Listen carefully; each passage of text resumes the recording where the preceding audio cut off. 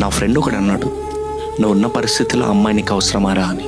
ప్రాక్టికల్గా చూస్తే వాడు చెప్పింది కరెక్టే. నా దరిద్రంలోకి తనని లాగడం కరెక్ట్ కాదు, కానీ తన్ని నా ప్రపంచం. మన లైఫ్లో లో ఫేజ్లో ఉన్నప్పుడు మనల్ని మనమే నమ్ముకోలేని టైంలో అమ్మ నాన్న పక్కనే ఉంటారు. పాపం వాళ్ళకి తప్పదు. కానీ ఆ అమ్మాయి మాత్రం వేరే. నువ్వు ట్రై చేయి, నువ్వు చేయగలవు అని చెప్పింది. నా దరిద్రం చూసి సేఫ్ సైడ్ తీసుకోవచ్చు, నిశ్శబ్దంగా వెళ్ళిపోవచ్చు.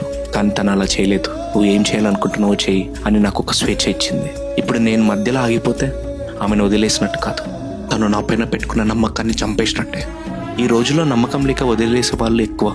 అలాంటి టైంలో తను నా పక్కనే నిలబడింది. నిజంగా ఆమె నాకు దేవతే. నాకేం లేకపోయినా నన్ను నమ్మిన ఒక్క మనిషి కోసమైనా నేను నిలబడాలి.